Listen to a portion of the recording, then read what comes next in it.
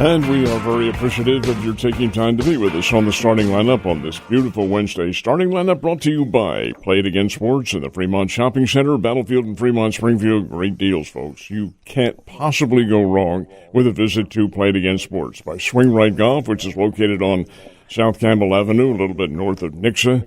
Get that golf swing honed in perfection at Swing Right Golf. By Marshfield Chevrolet at the I-44 exit, couple of left turns, and you're there at Marshfield Chevrolet. And by Citizens Bank of Rogersville with two locales, one adjacent to Highland Springs and the other in Rogersville itself. Ned Reynolds along with Scott Purrier.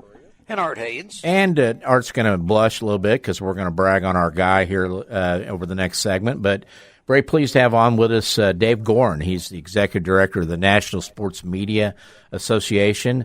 They will be honoring Art Haines as the co-broadcaster of the year in the state of Missouri for 2025 next Monday night in Greensboro, North Carolina.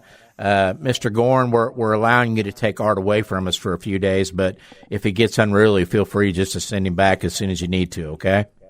We will. We will send them we'll send them FedEx Express overnight delivery. There you go. But we're very pleased to have you on with us. And again, the National Sports Media Association, we're going to try not to make this discussion turn into four old men yelling at cloud here because four guys been in the media for a long time. But kind of tell us about, first of all, the ceremony next Monday night in Greensboro, North Carolina, and about Art Haines from the organization's perspective.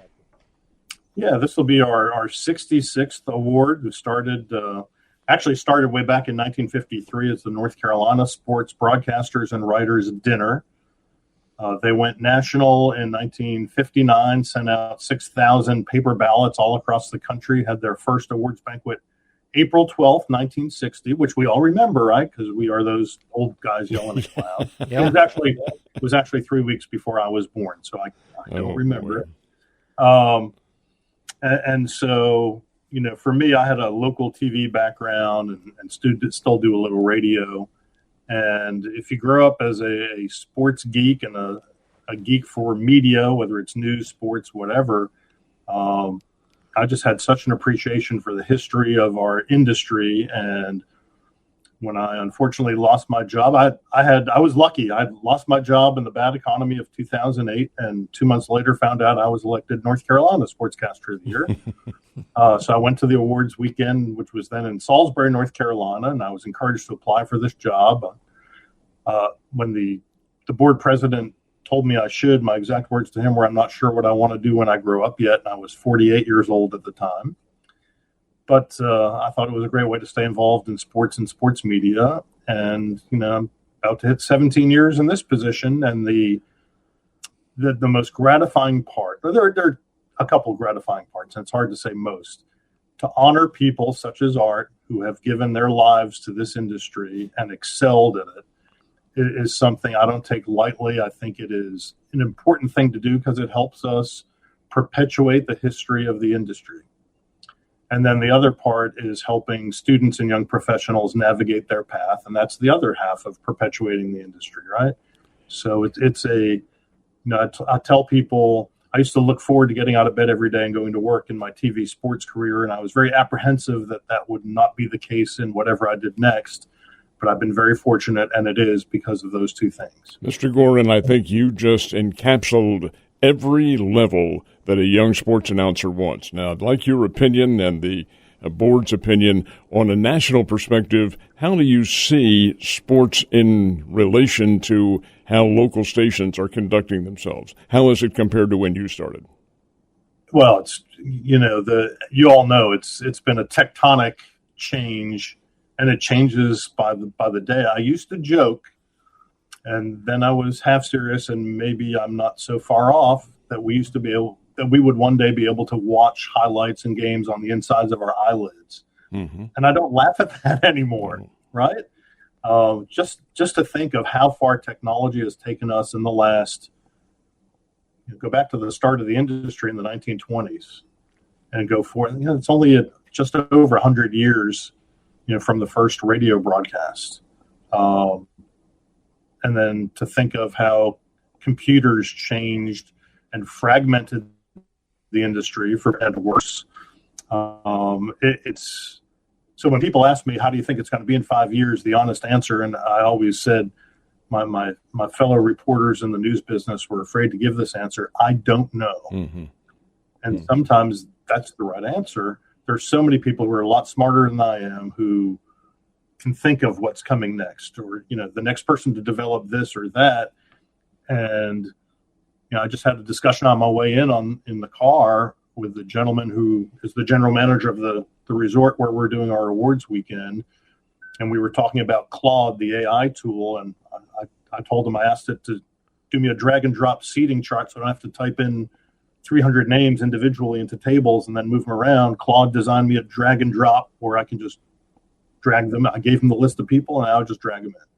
And he was saying they have the Norway World Cup team staying at Grandover and have since they got here the week before the World Cup started. And he said he asked Claude to give him impressions from the internet that had mentioned Norway and World Cup and Grandover and Greensboro. And he said there were over 8 billion impressions. Wow. It's an amazing world in which we live. It I is, think it gets more amazing by the day.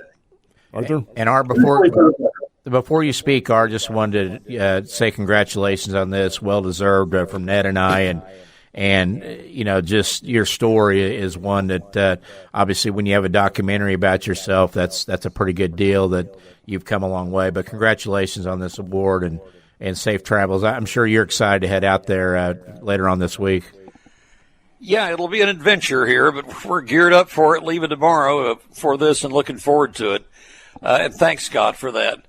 Dave, let me ask you, what is the procedure for selecting the award winners in each state? Great question. So we start, anybody can win the award. Only members of the organization vote for the award.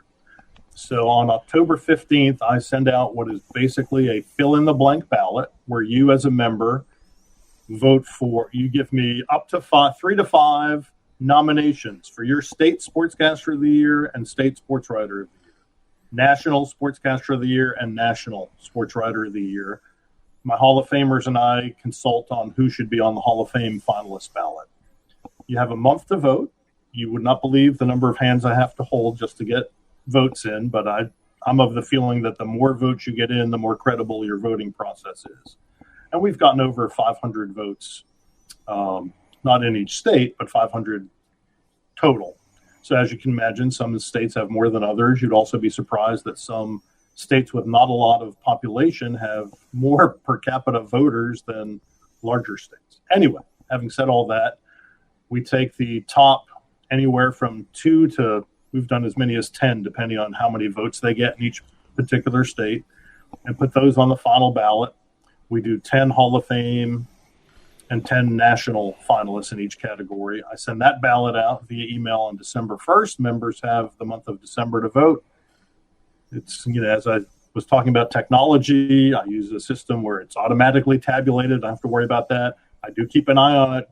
So I check off people who have voted and keep reminding those who haven't to vote. So we get as many votes as possible. And then I start, in many cases on New Year's Day, calling people to congratulate them for winning. I usually start with the Hall of Famers and national winners, and then I go alphabetically, state by state. First, I have to build my database of contacts, which I've gotten good at, mainly because any repeat winners I've kept their contact, and I call each person individually, because the year I won, I got a form letter in the mail that said, "Congratulations, you've been elected," and then handwritten in, North Carolina Sportscaster of the Year. That was a cool letter to get, but after having worked here my first year, I said, you know what? That'd be an even better phone call to make and receive, I think. It's a way for me to establish a rapport. I'm not just some faceless, signature on the bottom of a form letter. And then I can twist people's arms that you need to come to the awards weekend, because it will be, if you only win once, it'll be one of the coolest experiences of your life. And so I try to convey that.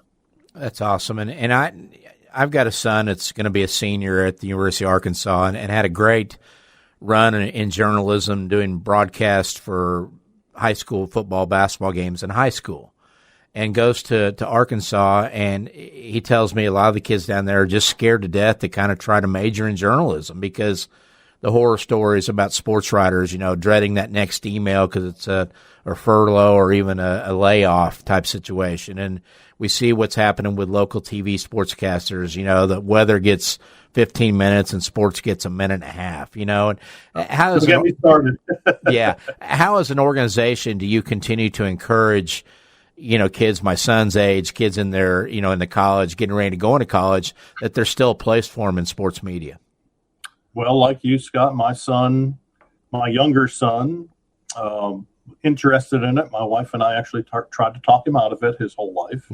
Went to North Carolina State, graduated in 3 years because he had so many AP credits coming in. Was a sport management major. Had 3 jobs after he had a job before he graduated, a full-time job. He ended up quitting those jobs because he was interested in, and now he's producing a sports talk show in Raleigh, North Carolina, part-time, while also working for the Carolina Hurricanes game night hype squad. Sure. Which he's done for 5 years. Had a fun year this year.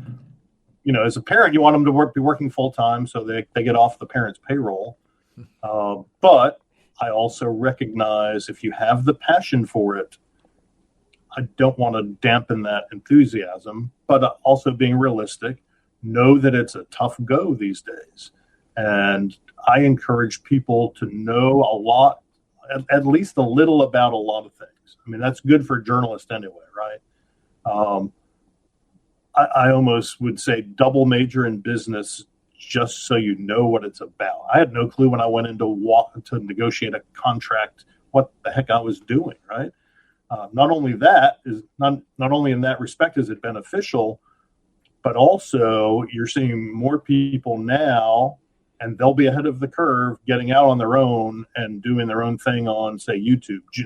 June Lee, who worked for ESPN, he got let go in one of the layoffs. He started his own gig, and it's awesome. He does long form, deep dives into different things, and he's on YouTube. Brad Galley, our Michigan Sportscaster of the Year, who will be here this weekend, and just left WXYZ TV in Detroit, major market, to go out on his own and do his own channel. So you have to have some kind of entrepreneurial bent, if you will. And if you can do your own thing and that's what you want to do it. If you're not and you want to rely on legacy media, there are pitfalls to that. I'm quoting your phraseology just a second ago, passion, because I really feel like with anybody who undertakes sports announcing, passion is the big item that you have to have, and it never dampens. Tell the folks a little bit about your career itself. Yeah, I started, I was a huge sports fan. I grew up about 40 miles southwest of Boston, and was a fan of all things, Boston sports teams. Went to my first Red Sox game when I was 7, which coincidentally was the year they came from 10th place the year before to win the pennant and lose to the Cardinals. And I was hooked. And first Bruins game, first Celtics game day after Christmas 67, first Bruins game 1968, first Patriots game. And I grew up maybe 20 minutes from Foxborough, where the Patriots have played now the last however many years. A few years later, and grew up reading, and not just sports, but the newspaper. And my parents used to get the Boston Globe, the Boston Herald, and our hometown Taunton Daily Gazette, which was an evening paper.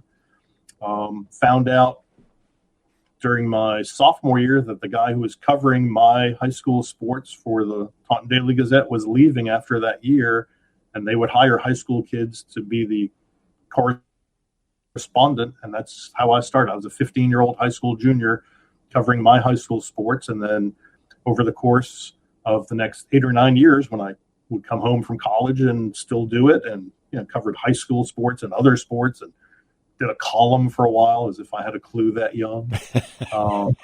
Went to Syracuse, got involved in studio, got the chance to do Syracuse football, basketball, lacrosse on cable TV. The student radio station got the contract to do the Syracuse Chiefs AAA farm team of the Blue Jays. Stayed up there between my junior and senior years to do just pre and post game shows. I did 13 games of play-by-play and color before I graduated the next spring. thought I was great coming out of college, and then couldn't find a job when I got out, and went home and substitute taught for 4 years, still worked for the local newspaper. That was all part-time. Caught on at a local radio station in Brockton, Massachusetts, and through that station, got myself a season press pass to cover Providence College basketball. Mm-hmm. And while I was there one night, this would have been January of 1984, I went up to the sports director at the NBC station and I said, I really want to get into TV sports. I interned when I was in college. I know my way around a TV station. Do you have anything? I will work for free. I was, almost 24 years old by that time. He said, call the weekend guy. I think he needs somebody. Called the weekend guy. He said, great, when can you start? Because for him, it was free help. And I did 1,100 hours for free over 9 months. And he went to bat for me with the news director. I got hired part-time as an associate producer in sports for $5.45 an hour. And I thought that was gold. And so I did everything. And do you want me to go get dinner? I'll go get dinner. What do you need me to do? And then gradually they let me do some on-air reporting, some live shots. I never got to anchor sports, which I really only wanted to do to have the experience of having done it, because I loved reporting, going out and telling different stories every day. And then I sent a demo reel for a sports director job to Winston-Salem, North Carolina in April of 1988. I heard nothing for 4 months. My phone rang on a blazing hot day in Cranston, Rhode Island in August of 88. It was the news director at the NBC station in Winston-Salem. He said, I didn't feel you're ready for the sports director job, which I wasn't because I had never heard a sportscast. But I have a number 3 sports job. Would you be interested? And I said, yes. And that's how I ended up here in Winston-Salem. Thought I was coming for 1 2-year contract. The number 2 guy, the weekend guy, left 8 months after I got here. I did weekends for 12 years. I was the main guy my last 7. And as I alluded to earlier, when the economy went bad in 2008, I got the call to come in and meet with the GM after I had anchored Thanksgiving night and had the next 6 days scheduled off. On the 5th day off, I got that call. And it was, Dave, as you know, your contract's up at the end of January. We're not going to renew it. Here's a little parting gift. Thanks for 20 years.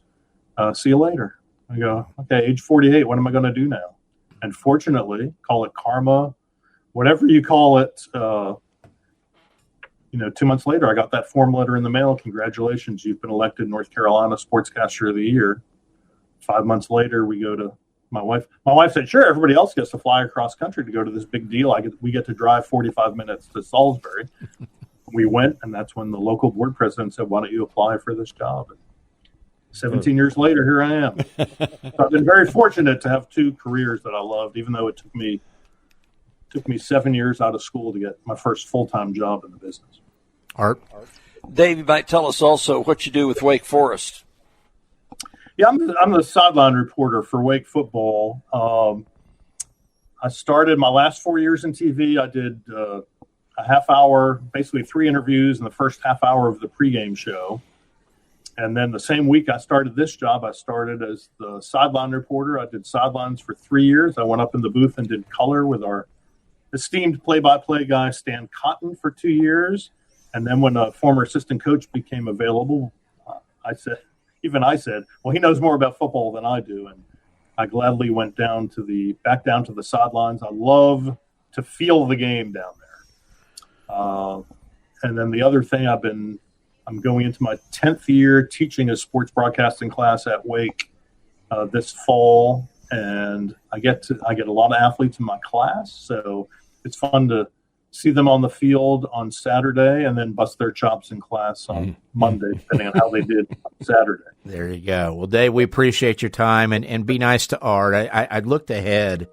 The Royals are off on that Monday night, so he will not be in a bad mood coming into the dinner and ceremony.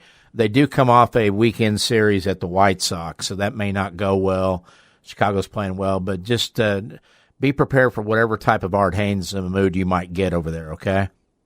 Well, we'll have 300 people there, so I'm prepared for 299 other moods besides my own. I will be smiling no matter what my mood is, so you won't be able to tell. Very good. Guys, appreciate you having me on, and Art, congratulations. I look forward to meeting you in person when you get here, and I'm excited about the upcoming weekend.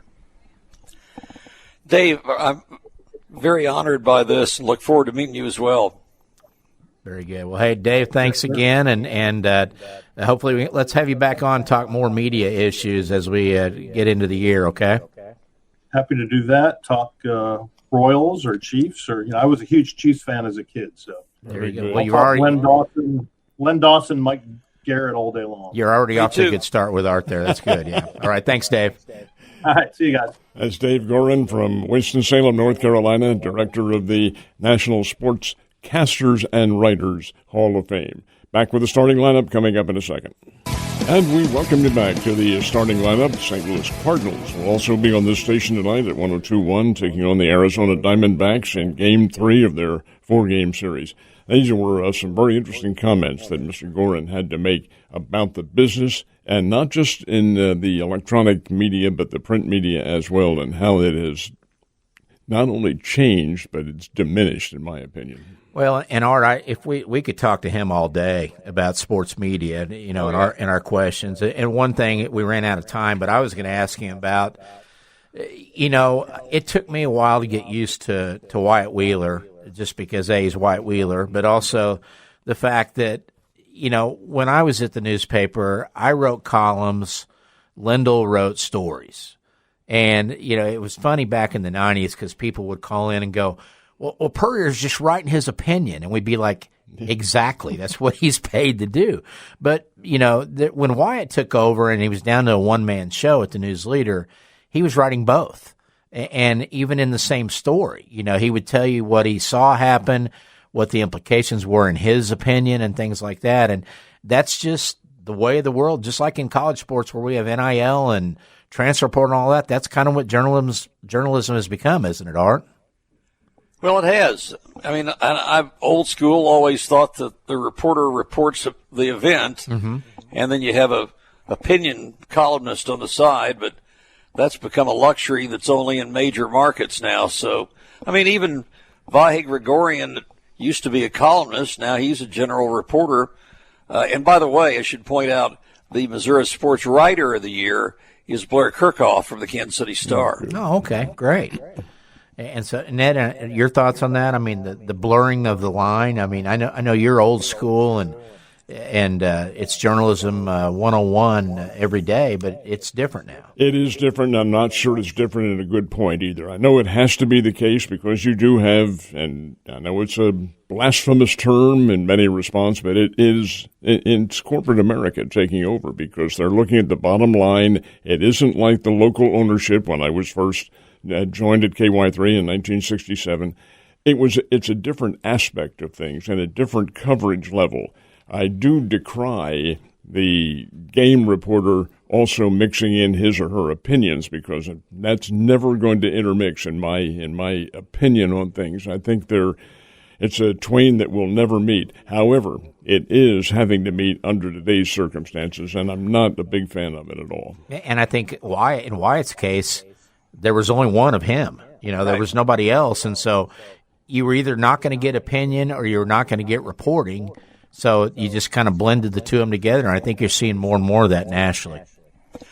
And he did a great job of that. Yeah. And by the way, I understand the News Leader has a sports reporter hired, and that will be coming on here soon. So that'll be an interesting thing to see happen. You know what else is interesting is you guys that were bashing Jack Caglione for no power and no RBIs, Art.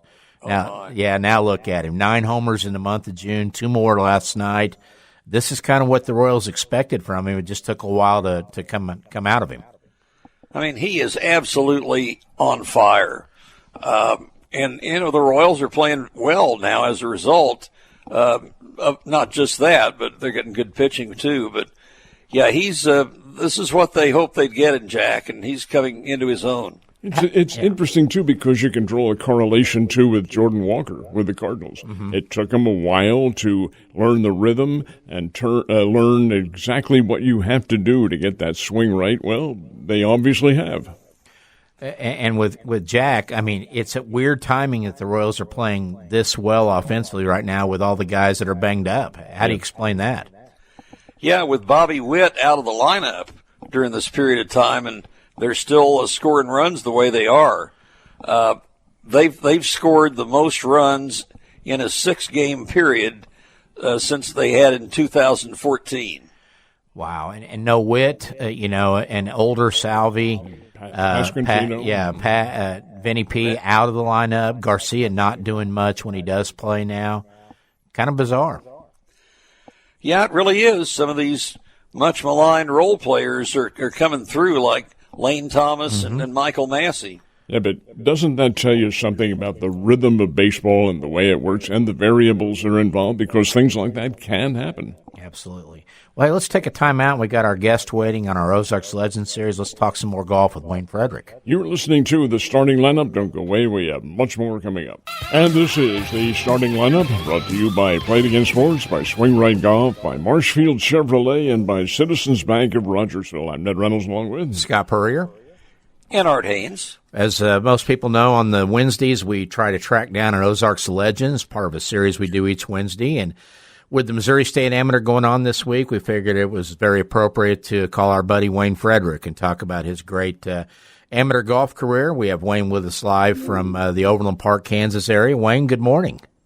Good morning, gentlemen. How are you? Doing great. And for those who didn't hear the interview at 7:30, Wayne Frederick is the oldest competitor in this week's Missouri State Amateur at 64 years old. Opened with a 78 yesterday. Wayne, you're still teeing it up and letting it fly in the State Am. What keeps you coming back each year? Well, short answer, a lifetime exemption is what keeps me That coming helps. Yeah. I've always said, Scott, when I really don't feel like I have a chance to make match play in the State Am, I won't play. And this was going to be my last one. We had a situation a couple of years ago where one of the older guys decided he wanted to play, and there were always lifetime exemptions. And he wanted to play Paynes Valley. And that was the only reason he entered. And so he played 9 holes and quit. And so because I'm the players advisory committee, I changed the rule to where once you're 65, you're done. And this was going to be my last one, but next year is St. Louis Country Club. So I'm probably going to play one more year. So the rule now is we changed it to 65 or 5 years after the last time you make match play. So if I would happen to make match play this year, I could play till I'm 69. I won't, because the kids I played with today or yesterday and will today, I mean, they hit it 60 yards past me every time. Wow. So, But you are Wayne Frederick, and you have won so many of the tournaments, and you can reach back and maybe come up with another great round. But having said all that, you will play in the seniors amateur, I'm assuming. Oh yeah. That's more. I will play. I will play in the senior, definitely. That yardage is a little more friendly for me.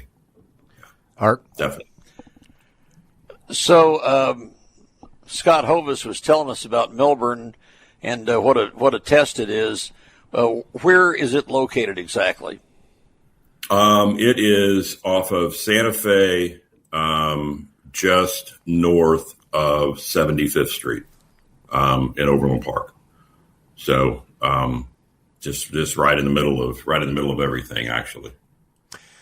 Wayne, let's go back to the early days, and of course, your 1980 Springfield Glendale grad. Went on and played at Missouri State, which was SMS back when we were there.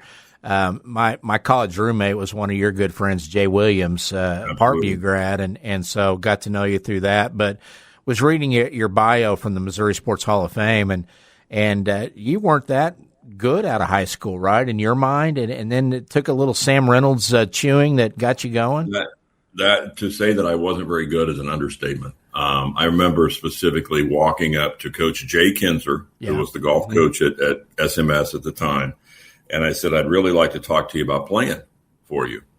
And he looked at me and he goes, yeah, well, when you get to school, the tryouts will be posted by my door at my office. So if you want to try, go ahead. So I did. Luckily, the qualifier was on a golf course I played. It was at Grandview, or what's now known Paint Stewart. And I got lucky enough to qualify, and actually qualified high enough to go on the first trip as a freshman. He did not take me on the trip because I was a freshman. But after that, I played every tournament for the remainder of 4 years. I got a lot better after I got in college. I actually got better after I got out of college, and it's all due to Sam Reynolds. Well, what did Sam say to you to really get you straightened out? Well, in Sam's way, he looked at me one day, and I came off the golf course. I joined Hickory, and he said, "How'd you do?" And I said, "Well, I shot 75." And he said, "I'm so tired of watching this blank." And he goes, "Come on." And we went out to the range, and he literally beat my right arm with the grip end of a 7-iron for about an hour and told me I had to relax my right arm. And then he goes, "Let's go chip a few." So I hit some chips, and he goes, "You don't have any effing idea what you're doing. Get out of the way." And he taught me how to chip.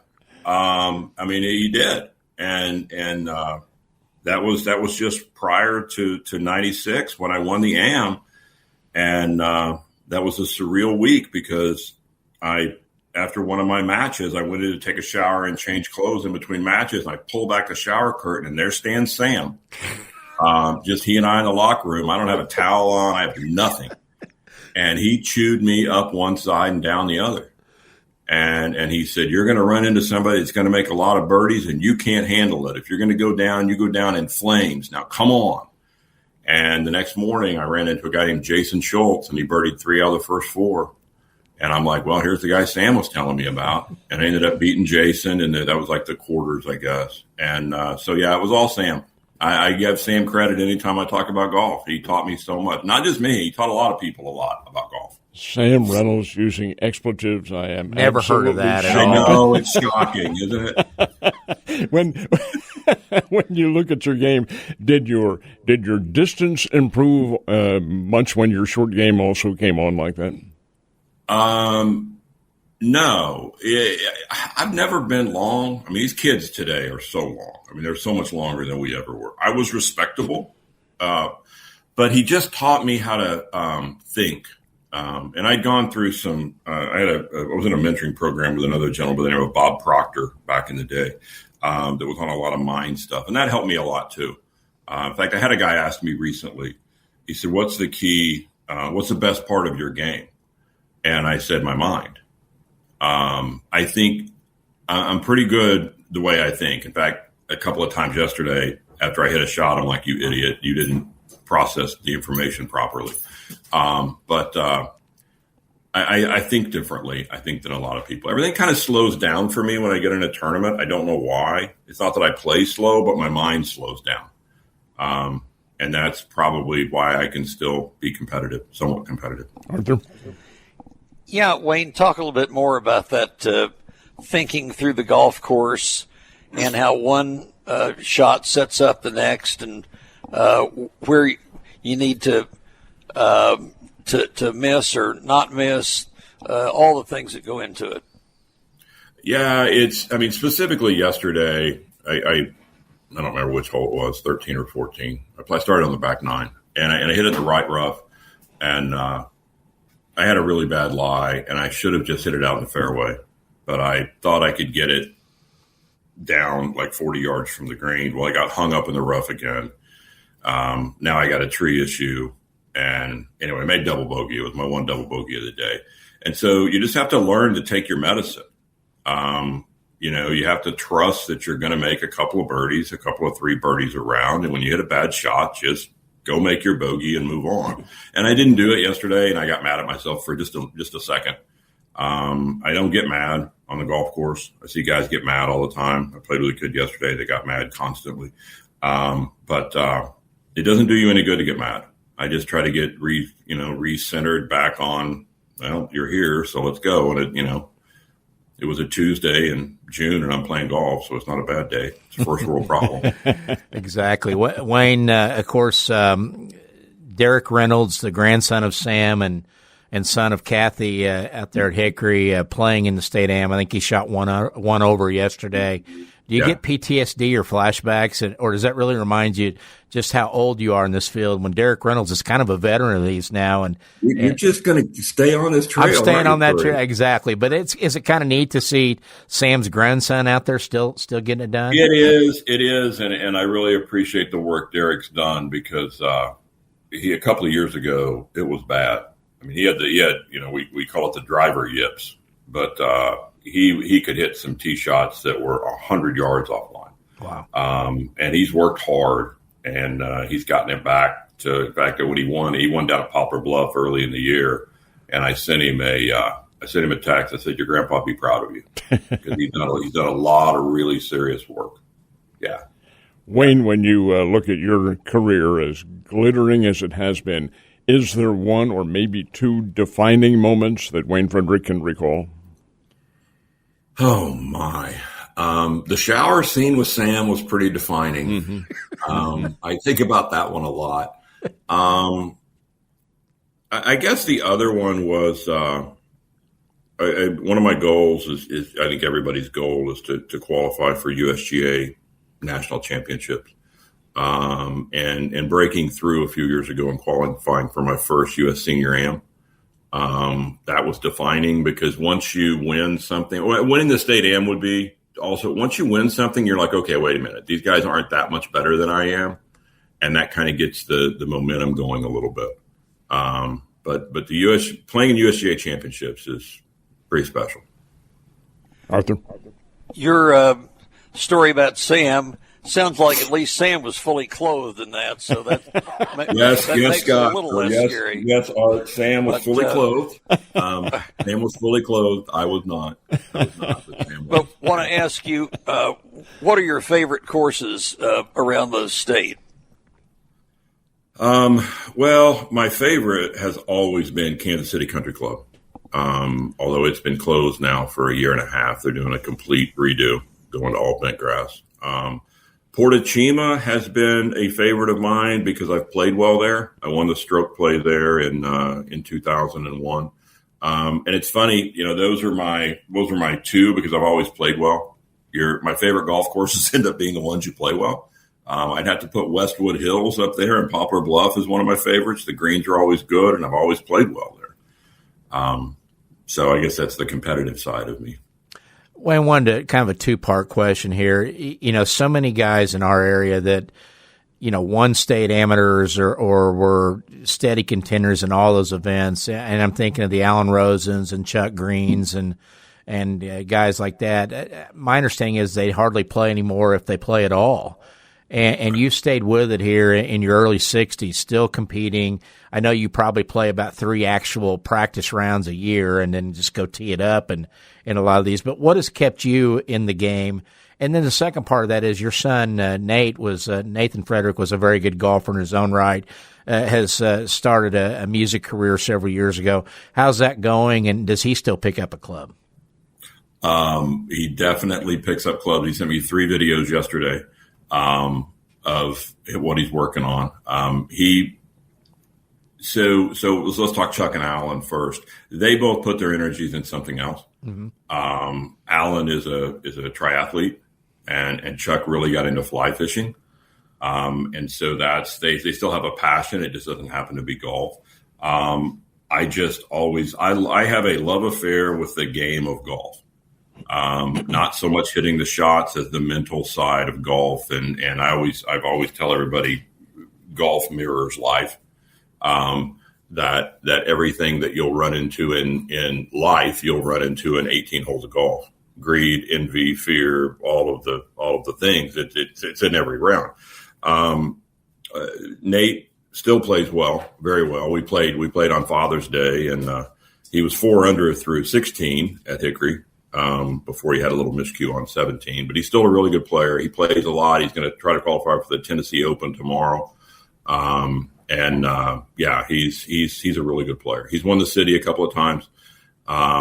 We had an incident in the city, I guess 2 years ago, where he made a hole-in-one on Saturday and I made a hole-in-one on Sunday, which was yeah, it's fun. We have a great time playing together. How's the music career going?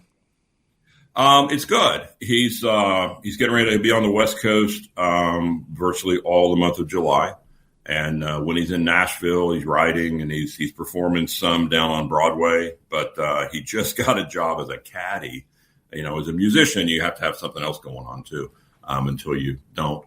And he got a job as a caddy at a new club called The Bounty, which is a very exclusive 150-member high-dollar deal. And he's actually caddying in their member guests this weekend. He had to sign a non-disclosure agreement before they would allow him to caddy. So over who's going to be there. Wayne, so cool. in looking at the field of candidates yesterday and looking at the stroke play, I noticed that Nursky is not there. Something happened. Yeah, he had to withdraw. He had to withdraw. He's got a rib issue, and he thought he was going to be able to play, and then it flared up on the opposite side of where he's had the issue, and he had to withdraw.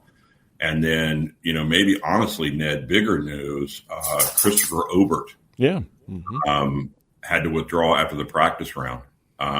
He blew his back out somehow, and he couldn't play, which is really – Christopher is my prediction, Christopher will be maybe not the next, but one of the next Springfieldians to win the Missouri Am. Christopher is a great player, and he plays out of Hickory, where I do. And I was really sad to hear that he hurt his back.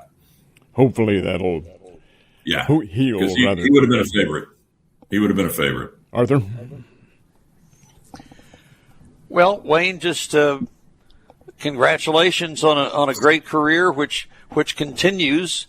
And I guess, like Ned said, you don't play that much, really. You've got a day job, but when you pick up the clubs, it still works. I have a day job.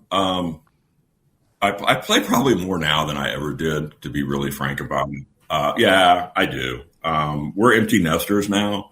So, and I have my own company, so I can kind of set my own schedule, and my clients know I play a lot of golf. So, I'll hit balls almost every afternoon now, just because I like it. Well, and that day job, you fashioned a very nice career in real estate as a realtor for a long time, and now it looks like maybe consultant and coaching is kind of that into things.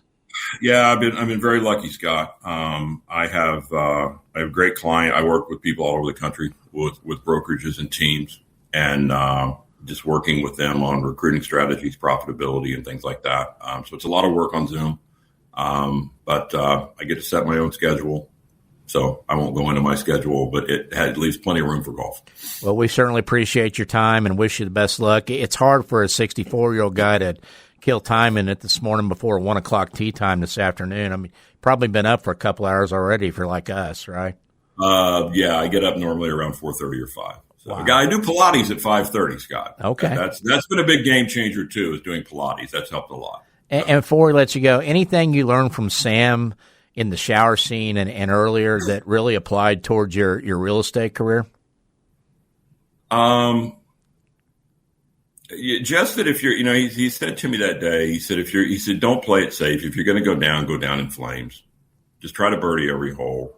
And I think in life, a lot of times we just play it too safe. We're afraid to take the risk. Mm-hmm. And I talk to people in my work a lot about modeling things out and the process. Which is a big golf thing, right? You got to understand what your process is. But yeah, Sam, I've had 3 I would consider huge mentors in my life, and Sam is one of those. Who are the others? Yeah, Sam, my father, and Bob Proctor, a Canadian guy. Good deal. Yeah. Well, go shoot about a 68 today, getting match play again. Don't let me go that low, Scott. Don't put that pressure on me. It's not going to have to be that low. The old rule has always been, whatever its 64th place is, double it and add 1. And that hits it almost every year and always has. So what's that number today for you? That's 153. So 52, 53 will get you into match play. So 73, 74, 75 in that range, right? Yeah, 70. Yeah. So that's got to shoot around even par. It's got to hit fairways.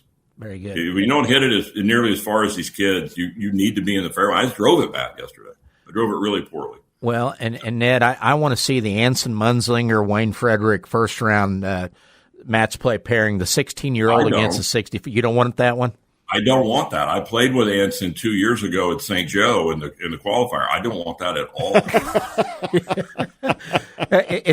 And he's got a chance, doesn't he, to be our next great? He's a really good. Yeah, I was paired with he and Brad Nursky at St. Joe. He's a St. Joe kid, and he steps up on the first hole at St. Joe 2 years ago or whenever it was, hits it out of bounds, and I'm like, oh, here we go, And then I think he fashioned a 67 or something. He's a really great player. There's some of these, and Tyler Stalker is staying with us, and Tyler and I were looking through the leaderboard, and we're like, we don't know any of these people in the top 10. We've never heard any of these names. We start looking them all up. They're all college players. I mean, it's a young kid's deal. It is. Yeah.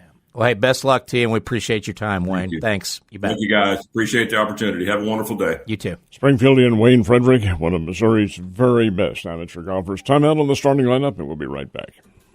And we welcome you back to the starting lineup. I want to take a second or two to recall a moment in history. You guys know I'm a big tennis fan. I can't play it anymore, but still a big tennis fan. This is the 16th anniversary of the longest tennis match ever. Art, do you remember it? I'm sure you do. Isner and Mahmoud at Wimbledon. Oh, yeah.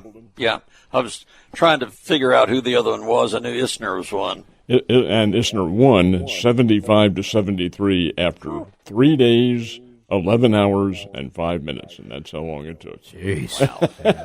Thanks to Wayne for his time. Best luck to him. One of the good guys out there. Always a pleasure to catch up with him, and as he takes on the kids in round 2 of the stroke play day. He could do it. Yeah. 73 is in his wheelhouse, definitely. Art, thoughts on the NBA draft last night? Did you watch much of it? Yeah, I watched it off and on, and interesting about Bennett Sturts ended up with Oklahoma City.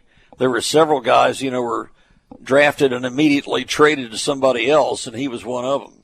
Link Academy, 4 players drafted, 22 through 27 in that range. One more than Michigan, the national champion, had. Link Academy with 4 yesterday, which is nice to see, and including Michigan had 3 very high picks. Yeah, and then one of them going to Oklahoma City, the big kid Mara, that will be a great fit after what we saw Wemby do to Chet Holmgren in the Western Conference Finals. Get some 7'3" with some girth in there. That'll be good. And he is a solid player, too, yeah, the Mara he kid. is. So, all righty, and of course we will see where Trevin Brazil goes tonight. Hopefully in that 30 to 40 range, and wind up where his NBA career, or find out where his NBA career begins. You bet. Looking forward to that. That's why I'll be watching tonight. Very good. We are in the closing seconds of our show. Art, congratulations, and have a great trip down to North Carolina. Okay? Absolutely, you bet. And if you feel free to check in with us if you want from out there, we'd love to have you do that. I'll try to do that on Monday. Okay. All right, gang. Ned Reynolds. Scott Purrier. Art Haines. Thanks for being with us on the starting lineup, and we plan on seeing you tomorrow right where you are. See ya.